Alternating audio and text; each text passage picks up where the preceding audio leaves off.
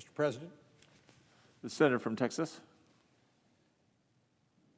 Mr. President, Russia's brutal and unprovoked attack on Ukraine intensified over this last weekend, bringing even more death and destruction to the Ukrainian people and more uncertainty to the rest of the world. It appears that Russia is now targeting non-combatant evacuation routes, the latest blatant war crime and a clear escalation following targeted attacks on civilians. Russian forces fired on civilians as they fled for their lives, killing a mother, her 2 children, and a family friend. Over the last couple of weeks, hundreds of Ukrainians have been killed and countless others have been wounded. More than 1.5 million people have fled the country, making it the fastest growing refugee crisis in Europe since World War II. Through the immense suffering Russia has inflicted, the bravery and resolve of the Ukrainian people has shone bright.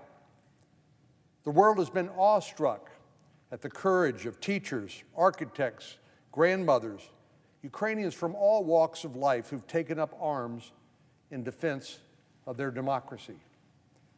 We've all been moved by the leadership of President Zelensky, who is fighting alongside of his fellow Ukrainians while pleading with the rest of the world to take action. And we've admired the strength of those who were forced to say goodbye to loved ones, abandon their homes, and search for safety beyond Ukraine's borders. People around the world have rallied around Ukraine, offering support in ways big and small. Families across Europe are welcoming refugees into their homes. People around the world have organized fundraisers and donation drives to get food, blankets, first aid kits, and other critical supplies into the hands of the Ukrainians. People over the free world have cheered on and generously supported Ukraine at this critical moment.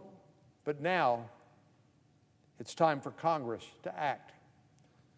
Since Ukraine is not a member of the North Atlantic Treaty Organization, we have no legal obligation to support its fight against Russia. But we do have a moral obligation to help them defend themselves. Russia has waged an unmistakable war on a sovereign democracy.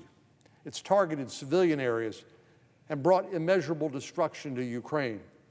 And it continues to threaten further death and destruction outside and beyond Ukraine, even rattling its nuclear saber at the heart of Europe.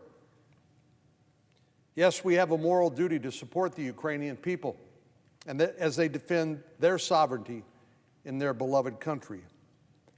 So far, the United States has provided military, humanitarian, and economic assistance for Ukraine. These resources have been critical in the fight so far. The United States and our allies has also imposed harsh sanctions on Russia's economy, sending its currency into a downward spiral.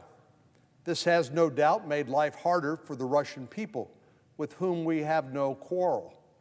But we should continue to use every tool at our disposal to impose costs on Vladimir Putin for his aggression, in the hope that his own people will eventually rise up and say, enough.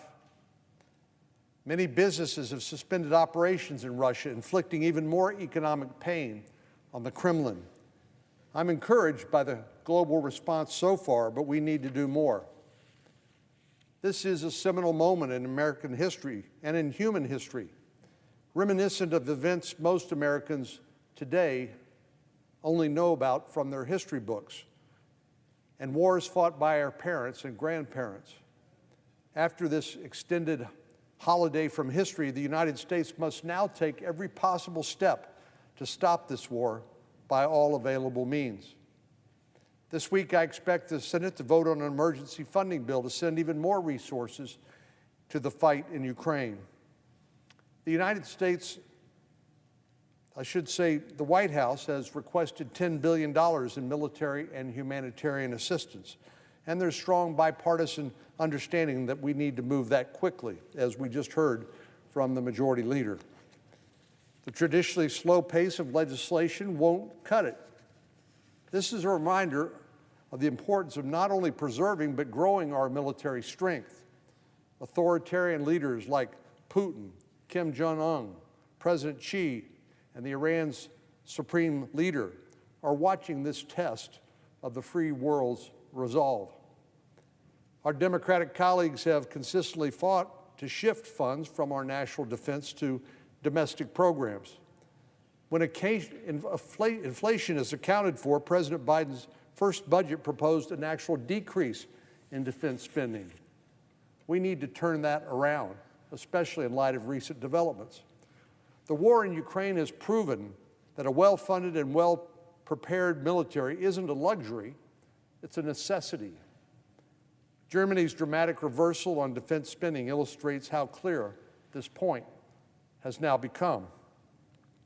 Our colleagues in the Appropriations Committee are still working through the details of an omnibus appropriation bill, and I hope they're able to reach an agreement before the funding deadline this Friday. And while short-term bills are better than government shutdowns, they only hamper our ability to plan for the future. Our military leadership needs a predictable budget in order to prepare for the many threats we are experiencing now and those that are on the horizon. That was true before Russia invaded Ukraine, and it's absolutely critical now. In a recent Washington Post op-ed, former Defense Secretary and CIA Director Robert Gates wrote about the need for a new American strategy to safeguard our security interests. That includes predictable funding, strong alliances, new technologies, and reforms within the Pentagon. Bureaucracy and red tape come with a lot of overhead, and those dollars would better be spent on advanced technologies and equipment. As Secretary Gates said, our executive and legislative branches must understand the new world we live in and set aside business as usual and embrace dramatic change to ensure that we and our Democratic allies prevail in that contest. Investments and reforms in our national defense will be critical to America's security for years to come, but there are immediate steps we should take to increase the cost of this unprovoked war by Russia. The U.S. and our allies have imposed crippling sanctions on Russian banks and oligarchs, but the country's lucrative oil and gas industry remains virtually untouched. Russia continues to export energy to the rest of the world. In fact, many parts of Europe are completely dependent on Russian energy exports. And Putin is happy to use the revenue that he generates from those sales to sustain the attack on Ukrainian civilians. The embarrassing truth is that the United States is one of Russia's customers. We cannot continue to supply Russia with the blood money they get from their exports to the United States. That's why there's a strong bipartisan support for a ban on Russian oil imports. I'm proud to be co-sponsor of legislation that was introduced by our friend from Kansas, Senator Marshall, to ban the purchase of Russian oil in the United States.